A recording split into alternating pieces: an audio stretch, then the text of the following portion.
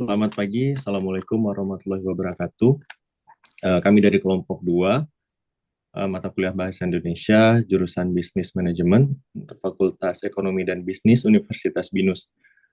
Nama saya Mahyar Arif, bersama rekan saya. Abelio Revantatio.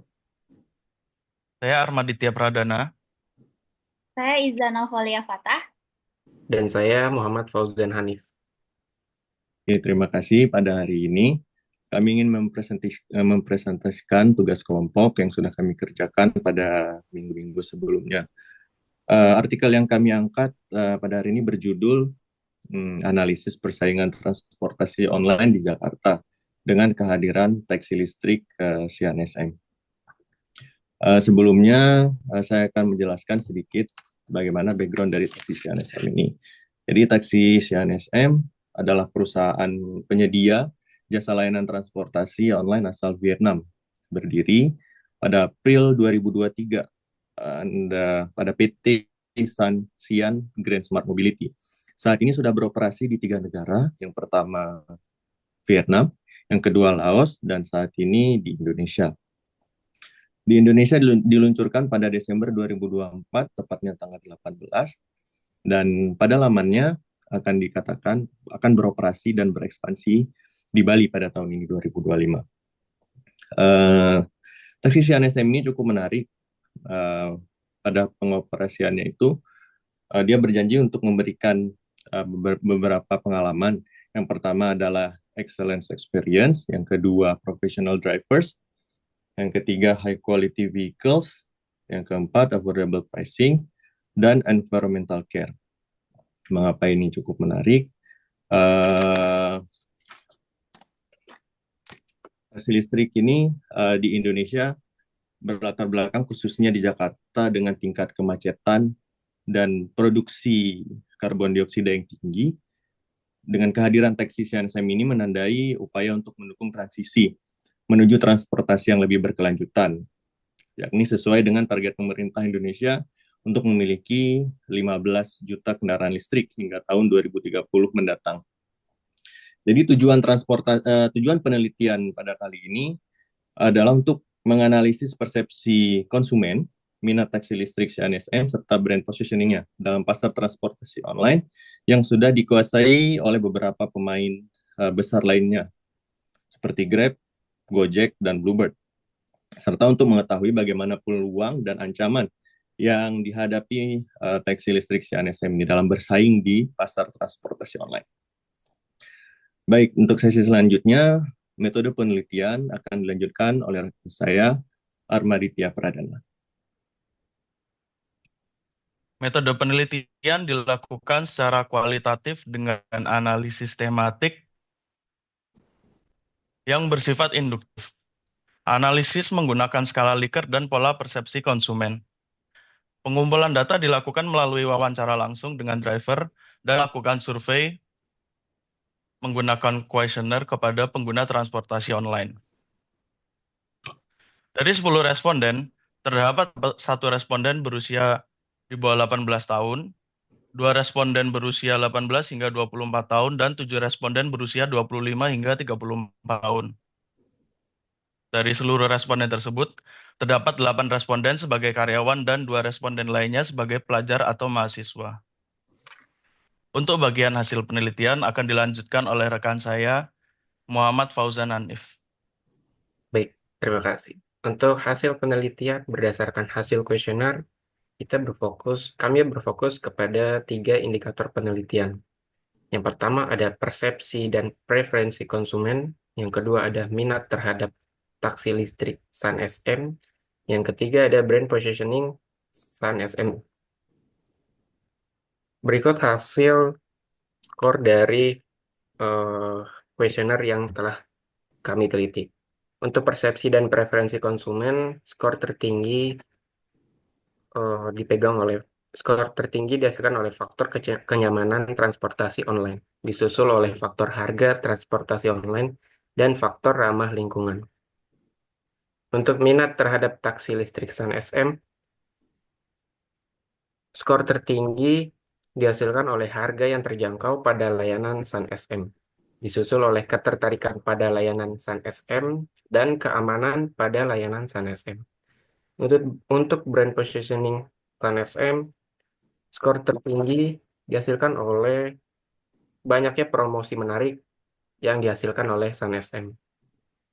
Lalu kedua, inovasi yang di bawah SunSM ini membantu mengurangi polusi udara di Jakarta. Lalu disusul oleh potensi SunSM sendiri untuk bermain dengan pemain utama pasar transportasi online dan penggunaan kendaraan listrik yang menjadi keunggulan. Oke, boleh di next. Berikut pembahasan hasil penelitian kami. Untuk persepsi dan preferensi dalam menggunakan transportasi online, konsumen lebih mengutamakan faktor kenyamanan yang diberikan oleh penyedia jasa transportasi online. Faktor harga dan ramah lingkungan menjadi faktor kedua dan ketiga yang dapat mempengaruhi persepsi dan preferensi konsumen.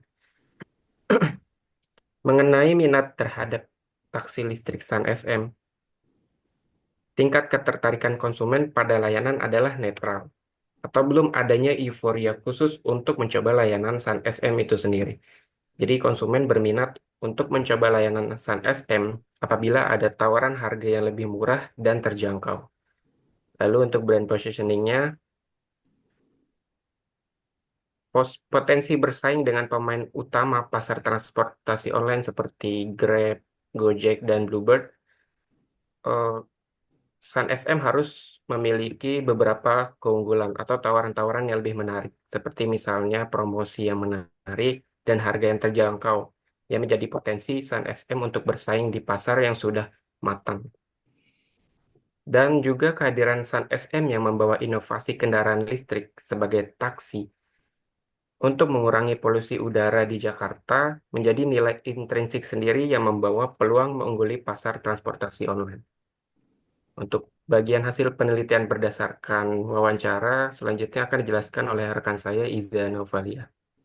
Terima kasih. Baik, kami juga melakukan wawancara kepada beberapa driver transportasi online, diantaranya dengan driver transportasi online Gojek, Bluebird, dan juga SunSM. Dengan driver Gojek, kami mewawancarai Bapak Mulyono yang berusia 31 tahun. Kebetulan beliau sudah menjadi driver Gojek selama 2 tahun, dan sejauh ini beliau merasa puas dengan layanan yang diberikan oleh perusahaan kepada mitra, yaitu layanan Autobit.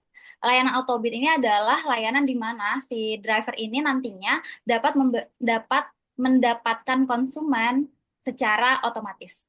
Nah, dengan adanya SunSM ini ternyata bagi Bapak Mulyono belum merasa tertarik atau akan berencana untuk beralih nih dari menjadi driver Gojek menjadi driver SunSM. Kemudian kami juga mewawancari Bapak Priyono yang berusia 32 tahun. Beliau sebagai driver Bluebird selama 2 tahun dan sejauh ini juga merasa puas dengan sistem bagi hasil yang diberikan oleh Bluebird, yaitu 40% untuk driver dan 60%-nya untuk perusahaan. Dengan adanya SunSM ini juga bagi Bapak Priyono masih belum ingin berpindah dari perusahaan Bluebird menjadi driver ke SunSM. Kemudian kami juga mewawancari Bapak Harun, berusia 34 tahun. Sebelumnya beliau ini adalah driver Bluebird selama 4 tahun. Kemudian beliau bergabung menjadi driver SunSM ini baru selama seminggu. Beliau mengatakan bahwa sistem bagi hasil yang diberikan oleh SunSM ini lebih menarik nih pada bagi hasil yang diberikan oleh Bluebird, yaitu kalau di SunSM beliau bisa mendapatkan bagi hasil sebesar 45% sampai 50%. 55%. Nah, dari wawancara tersebut, kami menyimpulkan bahwa driver Gojek dan juga driver Bluebird saat ini masih cenderung tetap akan loyal dengan perusahaan saat ini karena merasa sistemnya yang sudah stabil. Kemudian untuk driver SunSM, memilih bergabung karena memang sistem bagi hasil yang lebih menarik yang ditawarkan oleh SunSM. Dan kami simpulkan juga bahwa loyalitas dan juga layanan yang ditawarkan menjadi faktor penting dalam keputusan driver tersebut akan mencoba transportasi online baru atau tidak. Selanjutnya untuk kesimpulan akan dipaparkan oleh rekan kami yaitu Abelio Tio. Oke, terima kasih Kaiza. Mungkin dari penelitian ini dapat disimpulkan bahwa kenyamanan adalah faktor utama yang mempengaruhi persepsi dan preferensi konsumen. Sun SM perlu meningkatkan kualitas kenyamanan untuk mempertahankan loyalitas pelanggan baru. Meskipun minat terhadap Sun SM masih netral, promosi harga yang lebih terjangkau dapat menarik konsumen baru. Sun SM juga memiliki potensi untuk bersaing dengan pemain utama melalui inovasi kendaraan listrik dan promosi harga yang menarik. Loyalitas dan layanan yang ditawarkan penyedia saat ini menjadi alasan driver belum tertarik pindah ke Sun XM. Meskipun begitu, sistem pembagian hasil lebih menguntungkan.